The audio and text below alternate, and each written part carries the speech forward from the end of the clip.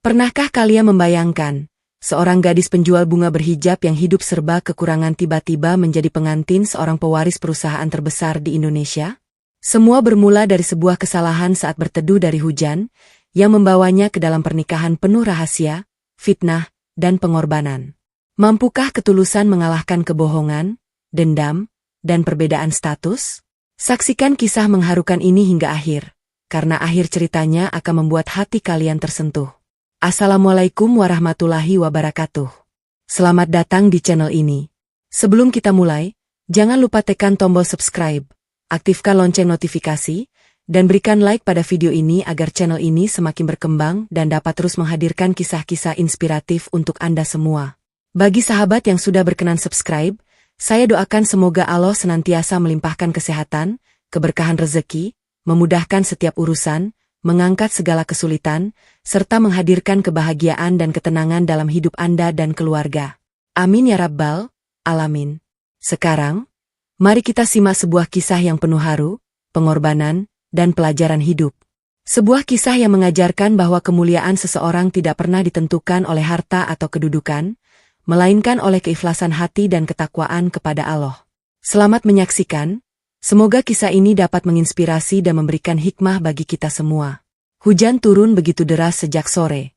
Butiran air menghantam aspal Jalan Sudirman, Jakarta, hingga memantulkan cahaya lampu kendaraan yang mulai memenuhi jalanan. Klakson saling bersahutan. Orang-orang berlarian mencari tempat berteduh. Sebagian menutupi kepala dengan tas, sebagian lagi memilih berhenti di bawah halte. Namun, di tengah keramaian itu, seorang wanita muda berhijab krem tetap berdiri di tepi lampu merah. Tangannya menggenggam sebuah keranjang rotan berisi mawar putih, melati, dan bunga matahari yang mulai layu karena terkena hujan. Namanya Siti Aisyah. Usianya baru 24 tahun. Wajahnya cantik dengan paras khas Indonesia. Kulitnya sawo matang bersih. Senyumnya selalu lembut, meski hidup tak pernah benar-benar berpihak kepadanya. Hijab sederhananya mulai basah. Bajunya yang berwarna biru muda juga telah dipenuhi cipratan lumpur. Namun ia tidak peduli. Yang memenuhi pikirannya hanya satu. Ayah harus minum obat malam ini. Pagi tadi dokter di puskesmas sudah mengingatkannya.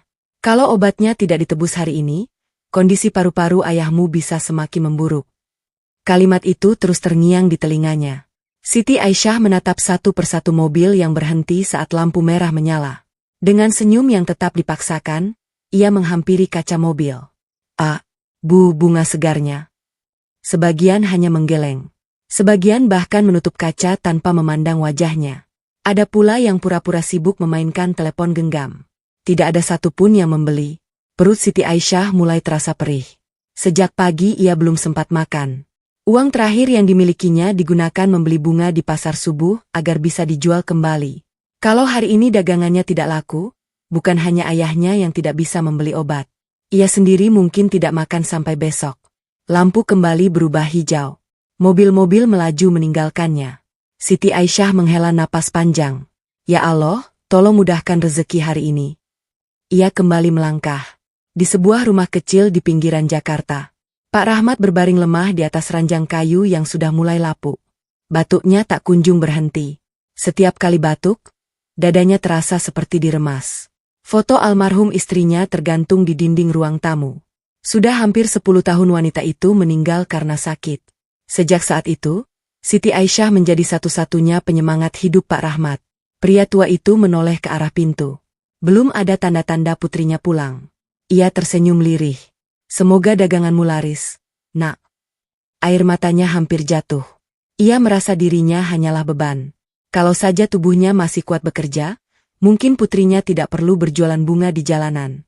Sementara itu, beberapa kilometer dari sana, hotel termewah di Jakarta mulai dipenuhi mobil-mobil mewah. Deretan kendaraan berharga miliaran rupiah memenuhi halaman. Karpet merah terbentang dari pintu masuk hingga ruang utama. Ratusan rangkaian bunga impor menghiasi setiap sudut ballroom. Lampu kristal raksasa memancarkan kemewahan yang sulit digambarkan dengan kata-kata. Hari itu seharusnya menjadi hari paling membahagiakan bagi keluarga Pratama. Pernikahan putra tunggal mereka. Arga Pratama, Direktur Utama Pratama Group. Salah satu perusahaan terbesar di Indonesia. Usianya baru 30 tahun. Tampan, berwibawa, berpendidikan tinggi. Namanya dikenal di dunia bisnis sebagai sosok yang tegas dan hampir tidak pernah menunjukkan emosi. Di balik jas hitam mahal yang dikenakannya, wajah Arga tetap terlihat dingin. Tatapannya lurus ke depan. Ia berdiri di ruang khusus pengantin pria. Tidak sedikit pun tampak gugup. Baginya, pernikahan hari itu hanyalah bentuk tanggung jawab kepada ibunya. Bukan karena cinta. Hubungannya dengan Nabila, calon istrinya, lebih banyak dibangun atas kesepakatan dua keluarga besar. Cinta bukan prioritas. Yang penting kehormatan keluarga tetap terjaga. Namun, takdir rupanya memiliki rencana lain. Pintu ruang rias tiba-tiba terbuka. Seorang wanita setengah baya masuk dengan wajah pucat. Nyonya, Nyonya. Napasnya terengah-engah. Ibu Ratna? Ada apa? Tanya Arga pelan. Wanita itu menelan ludah. Nona Nabila. Kenapa? Tidak ada di ruang rias. Arga mengernyit. Maksudmu? Kami sudah mencari ke seluruh lantai hotel. Kamarnya kosong. Ponselnya tidak aktif. Gaunnya juga tidak ada. Arga masih berusaha tenang. Periksa parkiran. Sudah, Pak. Periksa CCTV. Sudah. Hasilnya? Wanita itu mulai gemetar. Nona Nabila keluar hotel sekitar 40 menit yang lalu. Naik mobil bersama seorang laki-laki. Ruangan mendadak sunyi. Arga memejamkan mata. Untuk pertama kalinya, rahangnya mengeras. Di luar ballroom, para tamu terus berdatangan. Media nasional sudah bersiap meliput. Para pejabat, pengusaha, dan tokoh penting mulai memenuhi kursi undangan. Tidak ada seorang pun yang tahu bahwa calon pengantin wanita kabur. Ibu? Beberapa orang berteriak. Ibu Ratna yang mendengar kabar itu mendadak memegangi dada. Napasnya sesak. Pandangan matanya kabur. Tubuhnya ambruk di lantai. Semua orang panik. Dokter keluarga segera datang memberikan pertolongan. Ibu mengalami syok berat. Tekanan darahnya naik. Jangan beri beliau beban pikiran lagi. Kalimat dokter itu membuat seluruh keluarga semakin panik. Kalau berita ini sampai tersebar, harga saham perusahaan bisa terguncang. Nama baik keluarga akan hancur. Lebih buruk lagi, nyawa Ibu Ratna dipertaruhkan. Sementara itu, di luar hotel, hujan justru semakin deras. Siti Aisyah menggigil kedinginan. Keranjang bunganya tinggal separuh. Tetapi uang yang terkumpul belum cukup membeli obat. Ia melihat sebuah mobil hitam mewah berhenti di pinggir jalan. Pintu belakangnya terbuka. Ia mengira pemilik mobil sedang turun sebentar. Tanpa berpikir panjang, Siti Aisyah mendekat. Hanya sebentar berteduh. Gumamnya, ia duduk di kursi belakang. Tubuhnya yang basah membuatnya menggigil. Matanya terpejam beberapa saat. Rasa lelah yang sejak pagi ditahannya mulai menguasai tubuh. Tak lama kemudian, pintu mobil tertutup. Mesin menyala. Mobil mulai melaju. Siti Aisyah membuka mata. Ia langsung terkejut. Pak, saya salah masuk. Namun sopir di depan hanya tersenyum melalui kaca spion. Maaf, Nona. Kita sudah terlambat. Siti Aisyah semakin bingung. Terlambat untuk apa? Sopir tidak menjawab. Mobil terus melaju menuju hotel termewah di Jakarta. Siti Aisyah belum menyadari bahwa beberapa menit lagi, takdirnya akan berubah selamanya. Dan semua itu bermula karena sebuah pintu mobil yang terbuka. Mobil hitam mewah itu akhirnya berhenti tepat di depan pintu utama Hotel Mahameru. Siti Aisyah masih memegang erat keranjang bunganya yang sudah basah. Jantungnya berdetak semakin cepat. Ia sama sekali belum memahami mengapa sopir itu membawanya ke tempat semewah ini. Begitu pintu mobil dibuka, beberapa petugas hotel langsung berlari menghampiri. Syukurlah, akhirnya Nona datang. Siti Aisyah mengernyit.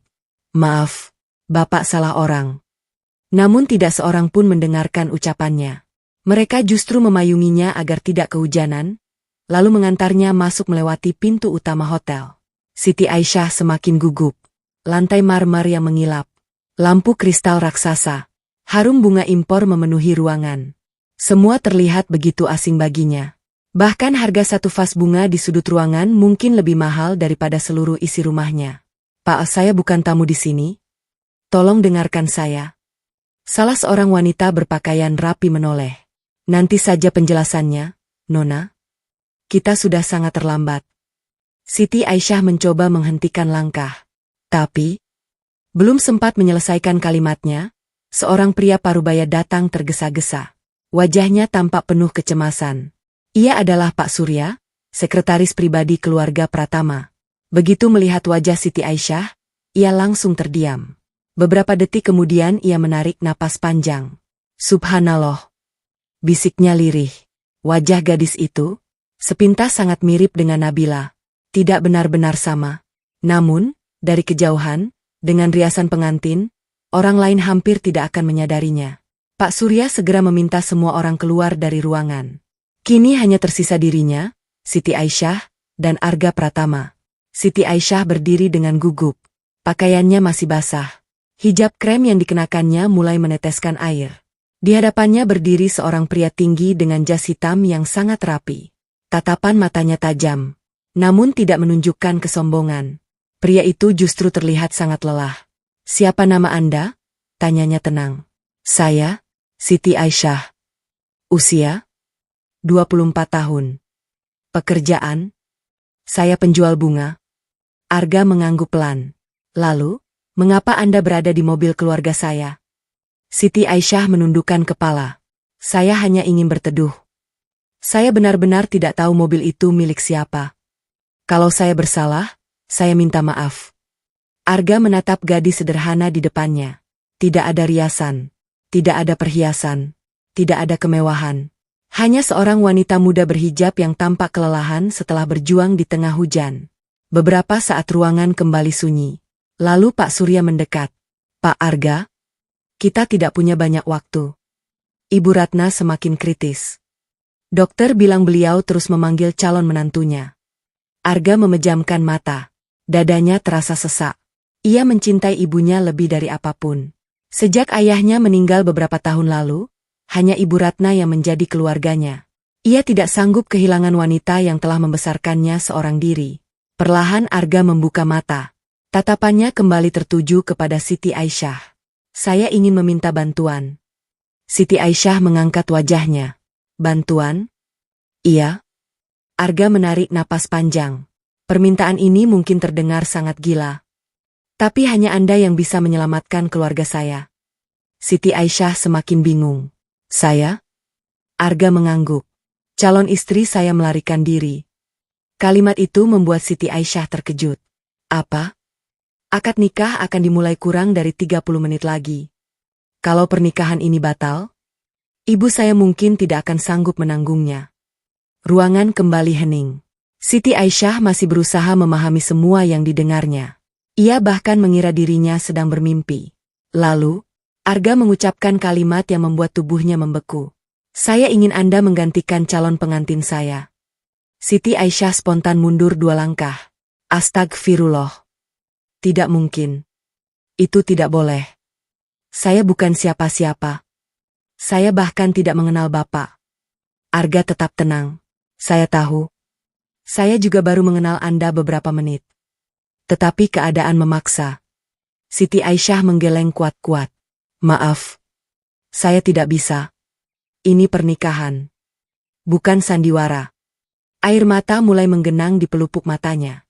Seumur hidup, ia menjaga kehormatannya. Ia selalu percaya bahwa akad adalah ibadah. Bukan sesuatu yang bisa dimainkan. Melihat penolakan itu, Arga tidak marah. Justru ia semakin menghormati gadis di depannya. Saya memahami keputusan Anda. Tetapi, Arga berhenti sejenak. Saya mendengar Anda menjual bunga untuk membeli obat ayah Anda. Siti Aisyah membeku. Bagaimana Bapak tahu? Saya melihat keranjang bunga itu. Dan tangan Anda masih menggenggam resep rumah sakit. Tanpa sadar, Siti Aisyah melihat secarik resep yang masih berada di tangannya. Arga melanjutkan. Kalau Anda bersedia membantu saya akan menanggung seluruh biaya pengobatan ayah Anda. Bukan hanya hari ini. Sampai beliau sembuh. Siti Aisyah langsung menitikkan air mata. Wajah ayahnya terbayang. Tubuh yang semakin kurus. Batuk yang tidak kunjung berhenti. Obat yang belum mampu ia beli. Namun, ia tetap menggeleng. Saya tidak bisa membeli kebahagiaan ayah saya dengan sebuah kebohongan.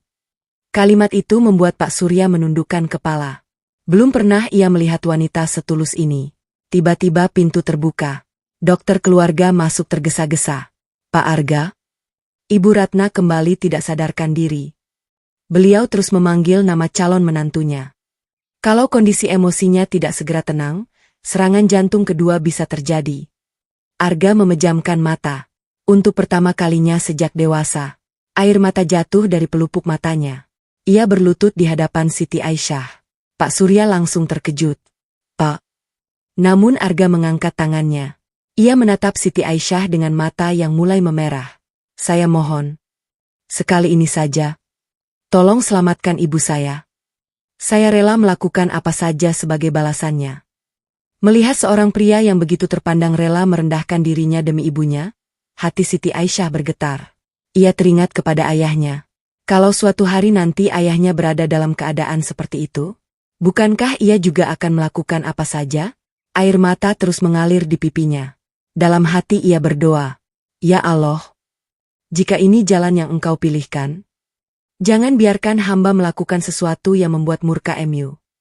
Beberapa menit berlalu. Akhirnya, dengan suara yang sangat pelan, Siti Aisyah berkata, Saya bersedia, tapi saya punya syarat. Arga mengangkat wajahnya. Sebutkan. Saya tidak ingin seorang pun disakiti karena keputusan ini. Dan setelah semua selesai, kalau memang saya harus pergi, izinkan saya pergi dengan baik-baik. Arga menganggukkan kepala. Saya berjanji. Janji itu diucapkannya tanpa mengetahui bahwa suatu hari nanti, justru dirinya sendiri yang akan kesulitan melepaskan wanita muda berhijab itu. Kurang dari 15 menit kemudian, puluhan perias profesional bekerja secepat mungkin. Gaun pengantin putih dikenakan. Hijab pengantin dipasangkan dengan sangat hati-hati. Riasan sederhana mempertegas kecantikan alami wajah Siti Aisyah. Semua orang di ruangan terdiam. Tidak ada yang menyangka. Gadis penjual bunga yang datang dengan pakaian basah itu, kini menjelma menjadi pengantin yang begitu anggun. Bahkan beberapa perias tanpa sadar meneteskan air mata. Mereka melihat kecantikan yang lahir bukan dari kemewahan, melainkan dari ketulusan hati. Di depan cermin besar, Siti Aisyah menatap bayangannya sendiri. Ia hampir tidak mengenali dirinya. Tangannya gemetar. Lalu ia berbisik lirih. Ayah, maafkan Aisyah. Aisyah hanya ingin ayah tetap hidup. Tak lama kemudian, pintu ruang rias terbuka. Akad nikah akan segera dimulai. Siti Aisyah menarik napas panjang. Dengan langkah yang terasa sangat berat, ia berjalan menuju ruang akad. Tanpa ia sadari, setiap langkah yang diambilnya malam itu akan mengubah jalan hidupnya untuk selamanya. Langkah kaki Siti Aisyah terasa begitu berat. Gaun pengantin putih yang membalut tubuhnya membuatnya tampak anggun. Namun di balik hijab putih yang menutupi kepalanya, air mata terus mengalir tanpa mampu ia bendung. Ia menggenggam tasbih kecil milik almarhum ibunya yang selalu dibawanya kemanapun pergi. Dalam hati, ia terus beristighfar. Ya Allah, jika semua ini adalah ujian dari MU, kuatkanlah hati hamba. Di sisi lain ruangan, Arga Pratama berdiri tegak menunggu dimulainya akad. Tatapannya sesekali mengarah kepada wanita muda berhijab yang beberapa menit lalu bahkan belum pernah ia kenal. Hatinya dipenuhi rasa bersalah. Ia sadar. Apa yang sedang dilakukannya bukanlah keputusan yang mudah. Namun, di antara dua pilihan yang sama-sama menyakitkan, ia memilih jalan yang menurutnya dapat menyelamatkan sang ibu. Akad nikah akhirnya dimulai. Suasana ballroom berubah hening. Para tamu tersenyum bahagia. Mereka sama sekali tidak mengetahui bahwa wanita yang duduk di balik hijab putih itu bukanlah Nabila. Di antara para tamu, kamera wartawan mulai mengabadikan setiap momen. Kilatan lampu kamera terus menyala. Sementara itu, di ruang perawatan hotel, Ibu Ratna mulai membuka matanya perlahan ketika mendengar kabar bahwa akad telah dimulai. Dokter menghela napas lega. Tekanan darahnya mulai berangsur turun. Semua orang merasa beban besar telah sedikit terangkat. Penghulu mulai membuka prosesi. Suasana menjadi semakin hikmat. Arga mengucapkan ijab kabul dengan suara lantang. Saya terima nikah dan kawinnya Siti Aisyah binti Rahmat. Kalimat itu menggema memenuhi ruangan. Siti Aisyah menundukkan kepala. Air matanya jatuh membasahi pipi. Untuk pertama kalinya dalam hidupnya, ia resmi menjadi istri seorang pria yang bahkan baru dikenalnya kurang dari 1 jam. Tidak ada pesta impian. Tidak ada kisah cinta. Yang ada hanyalah sebuah pengorbanan. Ketika para saksi menyatakan akad sah, takbir dan ucapan selamat terdengar di seluruh ruangan. Para tamu bertepuk tangan. Tidak seorang pun mengetahui rahasia besar yang sedang disembunyikan. Beberapa jam kemudian, resepsi berlangsung sangat meriah. Arga dan Siti Aisyah berdiri di pelaminan. Ratusan tamu datang memberikan ucapan selamat. Siti Aisyah terus menundukkan pandangan. Ia merasa canggung menerima ucapan bahagia atas sesuatu yang sebenarnya bermula dari sebuah keadaan darurat. Di sela-sela acara, seorang pelayan membawa ponsel milik Arga. "Pak, ada telepon yang masuk berkali-kali." Arga melihat layar. Nomor itu tidak dikenal. Ia mengangkatnya.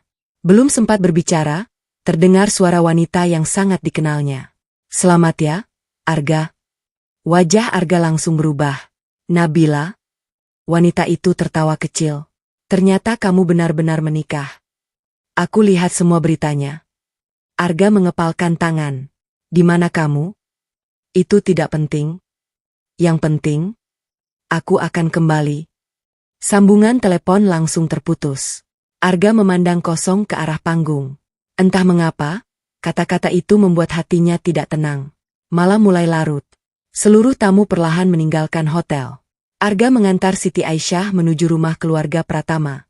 Rumah itu lebih menyerupai istana daripada sebuah tempat tinggal. Halamannya sangat luas. Taman dipenuhi bunga-bunga langka. Air mancur besar berdiri megah di tengah halaman. Siti Aisyah menatap semuanya dengan takjub. Sepanjang hidupnya, ia belum pernah melihat rumah sebesar itu. Begitu pintu utama terbuka, beberapa anggota keluarga besar langsung menyambut. Sebagian tersenyum. Sebagian lagi hanya memandang dari ujung kepala hingga ujung kaki. Tatapan mereka membuat Siti Aisyah merasa tidak nyaman. Seorang wanita paruh baya melangkah mendekat. Namanya Rina, kakak sepupu Arga. Dengan senyum tipis ia berkata, "Jadi ini menantu baru keluarga Pratama?" Arga mengangguk singkat. "Iya." Rina memperhatikan Siti Aisyah beberapa detik. Lalu berkata pelan, "Wajahnya memang cantik. Tapi kenapa aku merasa ada yang berbeda?" Ucapan itu membuat suasana seketika hening. Pak Surya yang berdiri di belakang langsung mengalihkan pembicaraan. Mungkin karena Nona sedang lelah. Rina hanya mengangguk. Namun tatapannya tidak pernah lepas dari wajah Siti Aisyah. Seolah ada sesuatu yang sedang ia pikirkan. Beberapa hari berlalu. Siti Aisyah mulai menjalani kehidupan barunya. Ia tidak pernah memanfaatkan fasilitas mewah yang tersedia. Setiap pagi, ia bangun sebelum azan subuh. Ia melaksanakan salat, membaca Al-Quran, lalu membantu para pekerja rumah menyiapkan sarapan. Para pembantu rumah awalnya merasa canggung. Namun perlahan mereka mulai menyukai sikap rendah hati wanita muda berhijab itu. Mbak Aisyah berbeda. Beliau tidak pernah memerintah. Malah sering membantu kami. Ucapan itu mulai terdengar di antara para pekerja. Bahkan Ibu Ratna yang sudah mulai pulih merasa nyaman setiap kali berbicara dengannya. "Aisyah." "Iya, Bu." "Kamu sudah makan?" "Saya sudah, Bu." "Jangan bohong.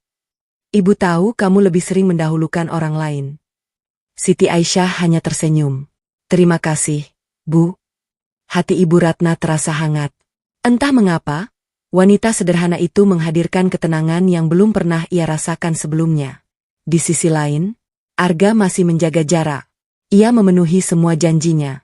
Biaya pengobatan Pak Rahmat langsung ditanggung. Dokter terbaik didatangkan. Rumah sakit yang sebelumnya tidak mampu dijangkau kini terbuka lebar. Pak Rahmat bahkan tidak mengetahui alasan semua itu. Ia hanya percaya bahwa Allah sedang mengirimkan pertolongan melalui orang-orang baik. Suatu malam, Arga tanpa sengaja melewati musala kecil di dalam rumah. Ia mendengar suara isak tangis. Ketika mengintip dari balik pintu, ia melihat Siti Aisyah sedang bersujud sangat lama. Dengan suara lirih ia berdoa, "Ya Allah, terima kasih karena ayah sudah mendapatkan pengobatan. Tolong sembuhkan beliau. Kalau harus ada yang menanggung semua ujian ini, biarlah Aisyah saja. Asalkan ayah tetap sehat." Arga terdiam. Ia tidak sengaja mendengar seluruh doa itu. Tidak ada satu kalimat pun yang meminta harta. Tidak ada permintaan untuk menjadi istri orang kaya. Tidak ada keinginan menikmati kemewahan. Wanita itu hanya memikirkan ayahnya. dan mendoakan semua orang yang telah menolongnya. Untuk pertama kalinya, hati Arga yang selama ini dingin mulai terusik. Ia perlahan menutup pintu musala, lalu berjalan menuju kamarnya. Namun sepanjang malam, wajah wanita muda berhijab yang sedang menangis dalam sujud itu terus terbayang di benaknya. Sementara itu, di sebuah apartemen mewah di pusat kota, seorang wanita sedang menatap layar televisi. Gaun pengantin yang dulu seharusnya ia kenakan kini tergantung begitu saja di sudut ruangan. Tatapannya dipenuhi amarah. Wanita itu adalah Nabila. Ia melempar gelas hingga pecah berkeping-keping. Berani sekali mereka menggantikanku. Aku akan kembali. Dan aku akan menghancurkan wanita itu sedikit demi sedikit. Nabila kemudian mengambil sebuah amplop berisi foto-foto pernikahan Arga dan Siti Aisyah. Ia tersenyum tipis. Senyum yang menyimpan dendam. Tanpa diketahui siapapun, permainan yang sebenarnya baru saja dimulai. Permainan yang sebenarnya baru saja dimulai. Di dalam apartemen mewah itu, Nabila masih memandangi foto pernikahan Arga dan Siti Aisyah yang terpampang di layar televisi. Seluruh media nasional memberitakan pernikahan pewaris Pratama Group sebagai pesta pernikahan termegah tahun itu. Semua orang memuji kecantikan pengantin wanita. Semua orang mengucapkan selamat. Namun tidak seorang pun mengetahui bahwa wanita yang berdiri di samping Arga bukanlah dirinya. Tatapan Nabila berubah tajam. Tangannya mengepal begitu kuat hingga kuku-kukunya menancap ke telapak tangan. Semua itu milikku. Rumah itu milikku. Kehidupan itu milikku. Lalu siapa wanita berhijab itu berani mengambil tempatku? Di belakangnya berdiri seorang pria bernama Fajar. Pria yang selama ini menjadi alasan Nabila kabur dari hari pernikahannya. Namun berbeda dengan beberapa minggu sebelumnya, wajah Fajar kini tampak gelisah. Nabila, apalagi yang ingin kamu lakukan? Nabila menoleh. Aku akan kembali. Fajar menghela napas. Sudahlah. Kamu sendiri yang memilih pergi. Kamu tidak bisa menyalahkan mereka. Nabila tersenyum sinis. Aku tidak peduli. Yang penting, wanita itu harus pergi. Sementara itu, di rumah keluarga Pratama. Pagi itu suasana terasa jauh lebih hangat dibanding hari-hari sebelumnya. Siti Aisyah sudah berada di dapur sejak selesai salat subuh. Dengan dibantu beberapa pekerja rumah, ia menyiapkan sarapan sederhana. Bukan karena tidak ada koki, melainkan karena ia merasa tidak enak hati jika hanya tinggal diam. Mbak Aisyah. Iya, Bu Rini. Biarkan kami saja. Nanti tangan Mbak kotor. Siti Aisyah tersenyum. Tidak apa-apa. Dulu saya juga setiap hari memasak untuk ayah. Mendengar jawaban itu, para pekerja saling berpandangan. Mereka belum pernah melihat seorang nyonya rumah yang begitu rendah hati. Tidak pernah meninggikan suara. Tidak pernah memerintah. Selalu mengucapkan terima kasih. Dan selalu meminta maaf meskipun bukan dirinya yang bersalah. Di ruang makan, Ibu Ratna mulai tampak sehat. Dokter memperbolehkannya kembali beraktivitas secara perlahan. Saat melihat Siti Aisyah membawa teh hangat, wanita parubaya itu tersenyum. Duduklah di samping ibu. Siti Aisyah tampak ragu. Saya takut mengganggu. Kamu bukan tamu. Kamu keluarga. Kalimat sederhana itu membuat mata Siti Aisyah berkaca-kaca. Sudah lama ia tidak merasakan kasih sayang seorang ibu. Ibu Ratna menggenggam tangannya. Terima kasih. Karena kamu, ibu masih diberi kesempatan hidup. Siti Aisyah menggeleng pelan. Jangan berterima kasih kepada saya, Bu. Semua ini karena pertolongan Allah. Ibu Ratna mengangguk. Iya. Tapi Allah mengirimkan pertolongan melalui orang-orang baik. Dan salah satunya adalah kamu. Arga yang baru memasuki ruang makan tanpa sengaja mendengar percakapan itu. Ia melihat ibunya tertawa. Sudah bertahun-tahun, ia tidak pernah melihat senyum ibunya setulus pagi itu. Entah mengapa, ada rasa hangat yang perlahan memenuhi dadanya. Namun ketenangan itu tidak berlangsung lama. Siang harinya, sebuah mobil berwarna putih berhenti di depan gerbang rumah keluarga Pratama. Beberapa petugas keamanan segera mendekat. Seorang wanita turun dari mobil dengan mengenakan gaun merah mahal dan kacamata hitam.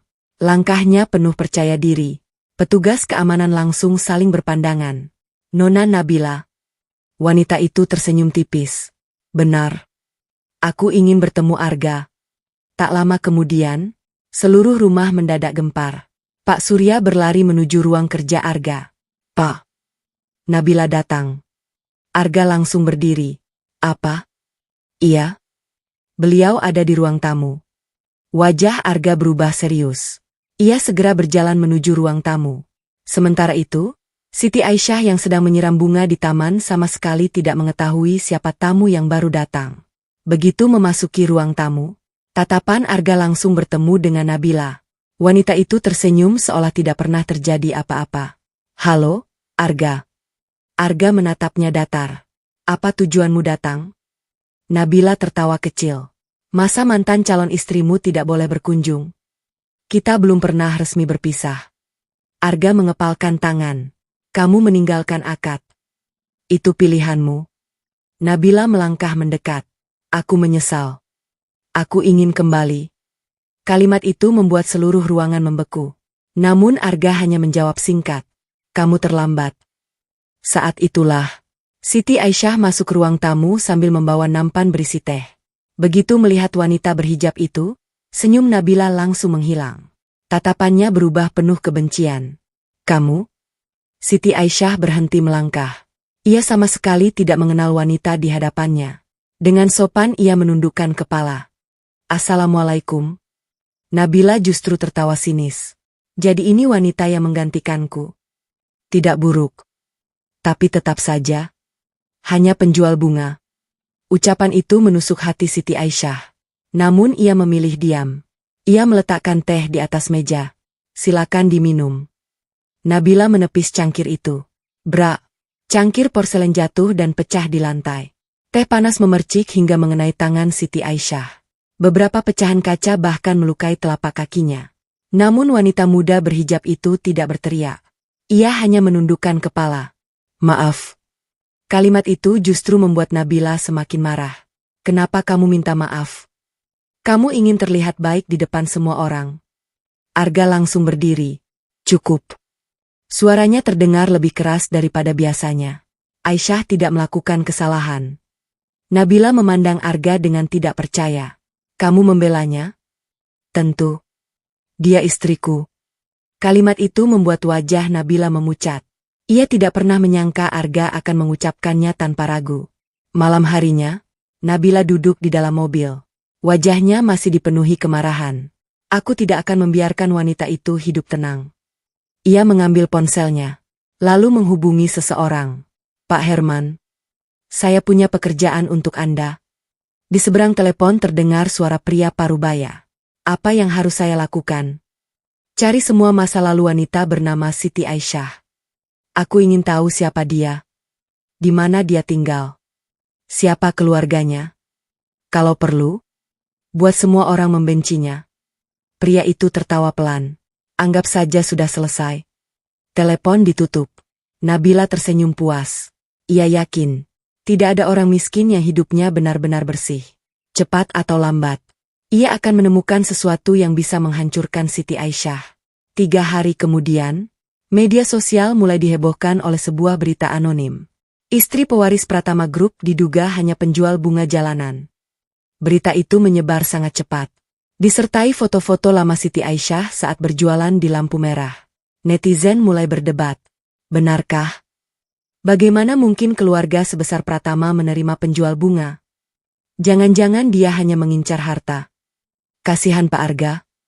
Tidak butuh waktu lama. Berita itu sampai ke telinga para anggota keluarga besar. Malam itu, ruang keluarga dipenuhi ketegangan. Beberapa paman dan bibi Arga mulai mempertanyakan identitas Siti Aisyah. Bahkan Rina yang sejak awal merasa curiga akhirnya berkata, Arga, kami ingin penjelasan. Siapa sebenarnya istrimu? Ruangan mendadak sunyi. Semua mata kini tertuju kepada Arga. Sementara di luar rumah, tanpa diketahui siapapun, Nabila berdiri di balik pagar sambil tersenyum puas. Baginya, ini baru langkah pertama. Rahasia besar yang selama ini disembunyikan keluarga Pratama perlahan mulai retak. Dan jika retakan itu semakin membesar, bukan hanya nama baik keluarga yang hancur, tetapi juga rumah tangga yang baru saja dibangun di atas sebuah kebohongan. Rahasia besar yang selama ini disembunyikan keluarga Pratama perlahan mulai retak. Dan jika retakan itu semakin membesar, Bukan hanya nama baik keluarga yang hancur, tetapi juga rumah tangga yang baru saja dibangun di atas sebuah kebohongan. Ruang keluarga malam itu terasa begitu mencekam. Semua anggota keluarga besar Pratama telah berkumpul. Tatapan mereka bergantian mengarah kepada Arga dan Siti Aisyah. Di atas meja tergeletak beberapa lembar koran dan layar tablet yang menampilkan berita viral. Istri pewaris Pratama Group ternyata mantan penjual bunga jalanan. Berita itu terus menyebar. Komentar demi komentar memenuhi media sosial. Sebagian menghina, sebagian mencibir. Sebagian lagi mempertanyakan bagaimana keluarga terpandang seperti Pratama bisa menerima seorang wanita miskin sebagai menantu. Rina berdiri sambil melipat kedua tangan. Arga, kami hanya ingin mendengar kejujuran. Siapa sebenarnya wanita ini? Arga menghela napas panjang. Ia sudah tahu saat seperti ini pasti akan datang. Namun ia tidak menyangka akan secepat ini. Belum sempat menjawab. Siti Aisyah melangkah maju. Biarkan saya yang menjelaskan. Semua orang menoleh. Wanita muda berhijab itu berdiri dengan tenang. Meski wajahnya pucat, sorot matanya tetap teduh. Saya memang penjual bunga. Tidak pernah saya menyangkal itu. Saya lahir dari keluarga sederhana. Saya dibesarkan oleh ayah yang bekerja keras sampai jatuh sakit.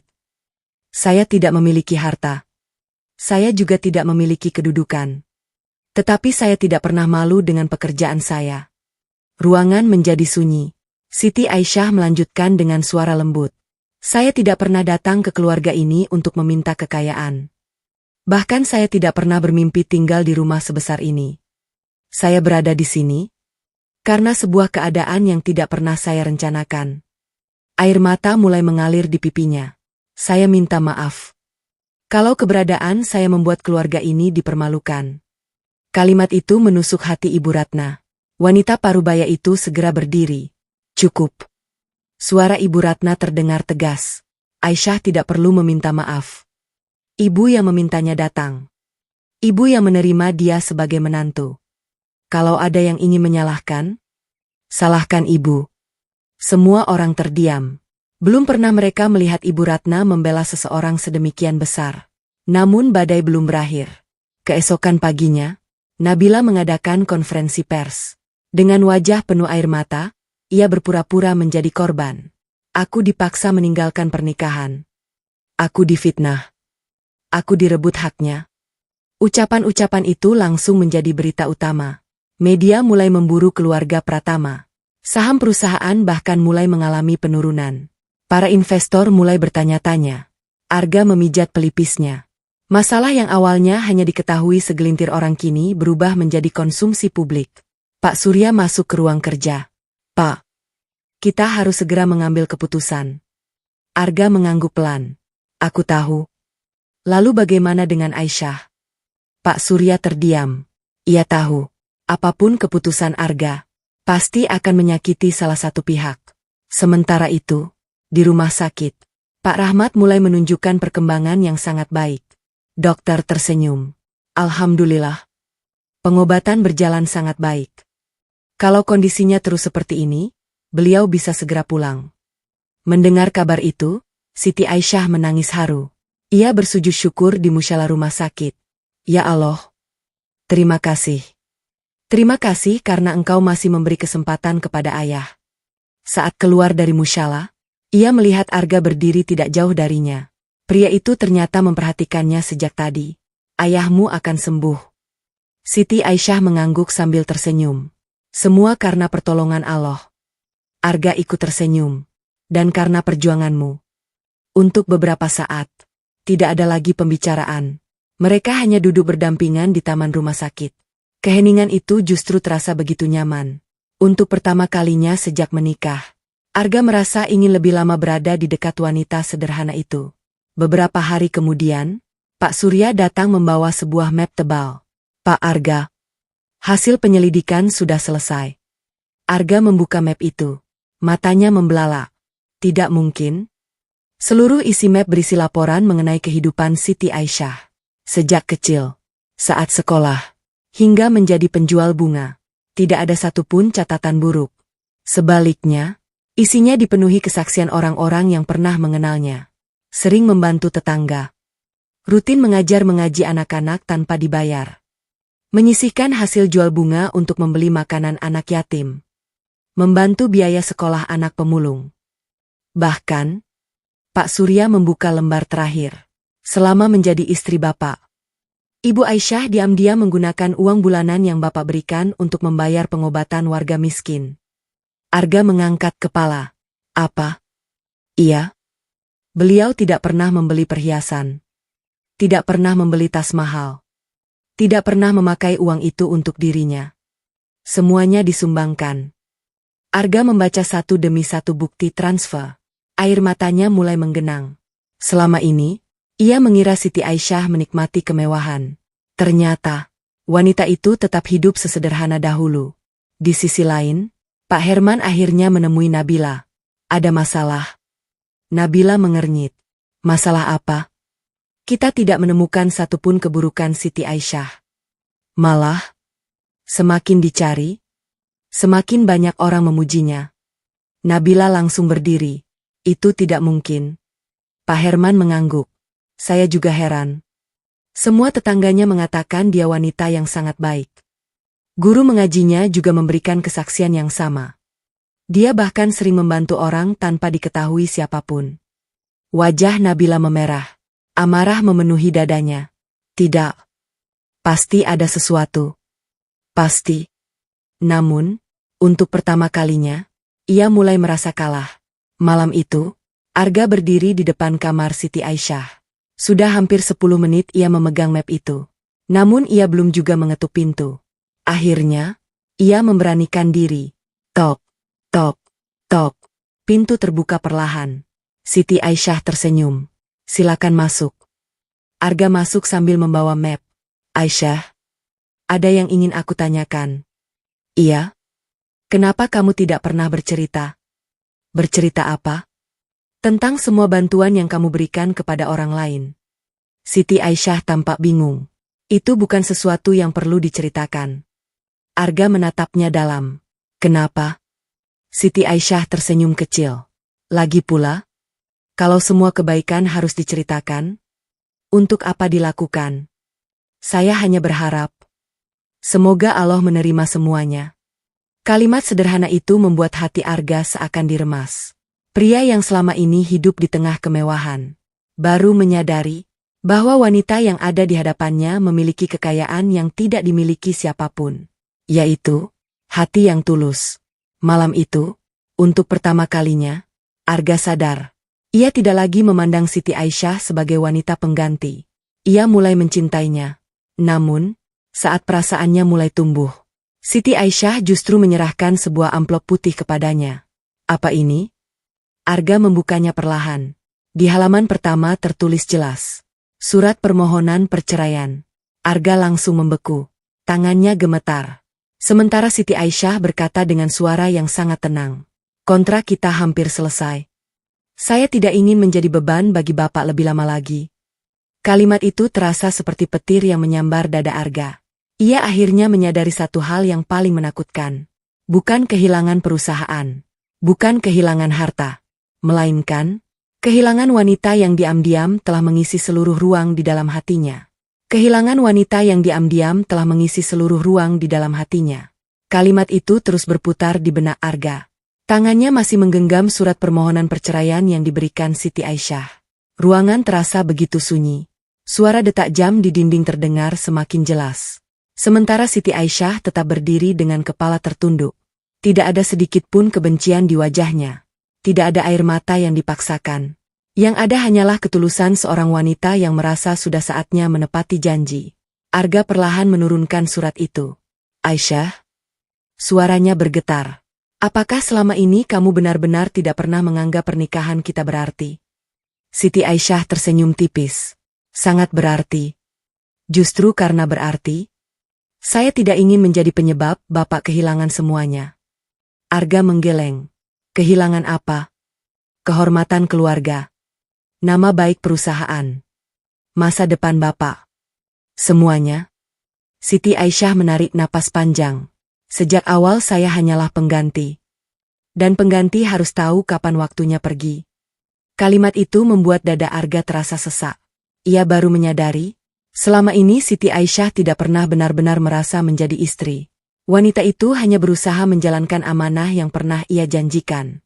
Malam itu juga, Arga tidak bisa memejamkan mata. Ia terus mengingat semua kejadian sejak hari hujan itu. Saat pertama kali melihat Siti Aisyah menggigil karena kehujanan. Saat wanita itu menolak uang jika harus dibayar dengan sebuah kebohongan. Saat ia menangis dalam sujud, memohon hanya untuk kesembuhan ayahnya. Saat diam-diam membantu para pekerja rumah. Saat merawat ibunya dengan penuh kasih sayang. Saat menyumbangkan hampir seluruh uang yang dimilikinya kepada orang-orang yang membutuhkan. Semakin banyak ia mengingat, semakin besar rasa bersalah yang memenuhi hatinya. Pagi menjelang, Arga mengambil keputusan. Ia tidak akan membiarkan wanita itu pergi. Di sisi lain, Nabila masih berusaha mencari cara terakhir. Ia menghubungi beberapa wartawan. Ia kembali menyebarkan cerita bahwa dirinya adalah korban. Namun kali ini, keadaan sudah berbeda. Pak Surya menyerahkan seluruh bukti rekaman CCTV hotel pada hari pernikahan. Rekaman itu memperlihatkan dengan jelas bahwa Nabila meninggalkan hotel atas kemauannya sendiri. Bahkan terlihat ia masuk ke mobil Fajar sambil tersenyum. Tidak ada paksaan, tidak ada ancaman. Semua dilakukan secara sadar. Tak hanya itu, Fajar akhirnya datang menemui media. Dengan wajah penuh penyesalan, ia berkata, "Saya tidak sanggup terus hidup dalam kebohongan. Nabila memang memilih pergi bersama saya. Tidak ada seorang pun yang memaksanya." Pernyataan itu langsung mengubah opini publik. Media yang sebelumnya menyudutkan keluarga Pratama mulai meminta maaf. Berita demi berita bermunculan. Terungkap, calon pengantin kabur karena keputusan sendiri. Istri pewaris Pratama Group ternyata menyelamatkan nyawa ibu mertuanya. Wanita penjual bunga yang menginspirasi Indonesia. Dalam waktu singkat, semua fitnah terhadap Siti Aisyah runtuh. Nama baik keluarga Pratama kembali pulih. Bahkan masyarakat justru memuji ketulusan wanita muda berhijab itu. Beberapa hari kemudian, Pak Rahmat akhirnya diperbolehkan pulang dari rumah sakit. Saat keluar dari pintu utama rumah sakit, ia memeluk putrinya erat. "Ayah bangga kepadamu." Siti Aisyah tersenyum sambil menahan air mata. "Semua karena pertolongan Allah, Yah." Pak Rahmat mengangguk. "Iya. Tapi Allah memilih kamu sebagai jalan pertolongan itu." Tidak jauh dari mereka, Arga memperhatikan dari dalam mobil. Hatinya semakin yakin. Ia tidak mungkin kehilangan wanita itu. Sore harinya, keluarga besar Pratama berkumpul di ruang utama. Semua hadir. Pak Surya, Rina, Ibu Ratna, beberapa paman dan bibi. Suasana terasa berbeda. Tidak ada lagi tatapan sinis. Tidak ada lagi bisik-bisik. Yang ada hanyalah rasa malu. Rina berdiri lebih dulu. Ia berjalan menghampiri Siti Aisyah. Dengan mata berkaca-kaca ia berkata, "Aisyah, maafkan saya. Saya terlalu mudah menilai seseorang dari latar belakangnya. Saya lupa bahwa kemuliaan seseorang bukan diukur dari hartanya." Siti Aisyah langsung menggenggam tangan Rina. "Tidak apa-apa. Kita semua sedang belajar." Ucapan sederhana itu membuat beberapa anggota keluarga ikut menangis. Saat suasana mulai tenang, Arga berdiri. Ia berjalan perlahan menuju Siti Aisyah. Semua orang memandang ke arah mereka. Arga kemudian mengeluarkan surat permohonan perceraian dari dalam jasnya. Tanpa berkata apa-apa, ia merobek surat itu menjadi potongan-potongan kecil. Sobekan kertas berjatuhan ke lantai. Siti Aisyah terkejut. "Pak?" Arga menggeleng pelan. "Bukan lagi Pak. Panggil aku Arga." Air mata mulai mengalir di pipi pria itu. Untuk pertama kalinya, Direktur Utama Pratama Group menangis di depan keluarganya. "Aisyah, aku memang pernah menikahimu karena keadaan. Aku memang pernah menganggap semua ini hanya kontrak. Tapi sekarang, aku ingin mempertahankanmu bukan karena janji. Bukan karena rasa kasihan. Bukan karena ibu. Melainkan karena aku mencintaimu." Ruangan mendadak sunyi. Semua orang menahan napas. Arga melanjutkan, "Aku mencintaimu karena ketulusanmu. Aku mencintaimu karena kamu mengajarkanku arti syukur. Aku mencintaimu karena kamu membuatku menjadi manusia yang lebih baik. Aku mencintaimu karena di dalam hatimu, aku melihat kasih sayang yang selama ini tidak pernah mampu dibeli oleh seluruh kekayaanku." Air mata Siti Aisyah semakin deras. Ia tidak menyangka akan mendengar kalimat itu. Arga kemudian berlutut di hadapannya. Aisyah, maukah kamu memulai semuanya dari awal? Bukan sebagai pengganti. Bukan sebagai istri kontrak. Tapi sebagai pendamping hidupku sampai akhir usia. Ruangan dipenuhi isak tangis haru. Ibu Ratna menutup mulutnya sambil menangis bahagia. Pak Rahmat mengusap kedua matanya. Pak Surya tersenyum lega. Beberapa pekerja rumah bahkan ikut meneteskan air mata. Siti Aisyah menatap Arga cukup lama. Lalu dengan suara lirih ia berkata, "Kalau ini benar-benar keputusan dari hati, saya menerimanya. Tapi berjanjilah, kalau suatu hari nanti saya melakukan kesalahan, jangan pernah berhenti mengingatkan saya dengan kelembutan." Arga tersenyum sambil menganggukkan kepala. "Aku berjanji. Aku ingin belajar menjadi suami yang baik bersamamu." 1 bulan kemudian, keluarga Pratama mengadakan akad nikah ulang. Bukan karena akad sebelumnya tidak sah, melainkan sebagai simbol bahwa kali ini tidak ada lagi rahasia, tidak ada lagi kebohongan, tidak ada lagi kepura-puraan. Yang hadir bukan hanya keluarga, tetapi juga para tetangga Siti Aisyah, anak-anak yatim yang pernah ia bantu, para pedagang bunga yang dahulu menjadi teman seperjuangannya. Pak Rahmat duduk di barisan paling depan. Air matanya tidak berhenti mengalir. Putrinya yang dulu setiap hari kehujanan menjual bunga di lampu merah, kini duduk anggun sebagai seorang istri. Namun satu hal tidak pernah berubah. Kesederhanaannya. Selepas akad, Arga mengajak Siti Aisyah mengunjungi lampu merah tempat mereka pertama kali dipertemukan. Hujan gerimis kembali turun. Mereka berdiri di bawah payung yang sama. Arga tersenyum. "Ternyata, aku dulu mengira sedang menyelamatkan seorang gadis penjual bunga. Padahal, justru kamulah yang menyelamatkan hidupku." Siti Aisyah menatap langit. Semua sudah menjadi ketetapan Allah. Kalau bukan karena hujan hari itu, mungkin kita tidak akan pernah bertemu. Arga menggenggam tangan istrinya dengan lembut. "Kini aku mengerti. Allah tidak pernah terlambat mempertemukan dua hati. Dia hanya menunggu waktu yang paling tepat." Mereka saling tersenyum.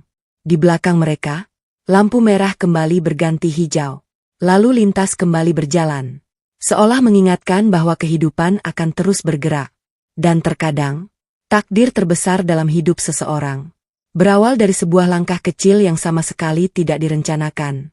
Demikianlah kisah hari ini. Semoga cerita ini dapat mengingatkan kita bahwa jangan pernah meremehkan seseorang karena kemiskinan, pekerjaan, ataupun penampilannya. Kemuliaan seseorang bukan ditentukan oleh harta dan jabatan, melainkan oleh ketulusan hati, kesabaran, serta akhlak yang baik. Yakinlah, ketika kita tetap berbuat baik dan berserah diri kepada Allah, pertolongannya akan datang pada waktu yang paling tepat. Terima kasih telah menyimak kisah ini hingga selesai. Jika cerita ini memberikan pelajaran, inspirasi, dan menyentuh hati, jangan lupa dukung channel ini dengan menekan tombol like, subscribe, serta aktifkan lonceng notifikasi agar tidak ketinggalan kisah-kisah inspiratif lainnya. Bagikan juga video ini kepada keluarga, sahabat, dan orang-orang terdekat agar semakin banyak yang dapat mengambil hikmah dari setiap cerita. Disclaimer, kisah yang baru saja Anda dengarkan sepenuhnya adalah karya fiksi. Seluruh tokoh, nama, tempat, dan peristiwa di dalam cerita merupakan hasil imajinasi yang dibuat semata-mata untuk memberikan hiburan, inspirasi, serta hikmah kepada para penonton. Apabila terdapat kesamaan nama, karakter, atau peristiwa dengan kehidupan nyata, hal tersebut murni merupakan suatu kebetulan dan tidak disengaja. Sampai jumpa di kisah inspiratif berikutnya. Semoga Allah senantiasa melimpahkan kesehatan, keberkahan rezeki, kemudahan dalam setiap urusan, serta kebahagiaan untuk kita semua. Amin.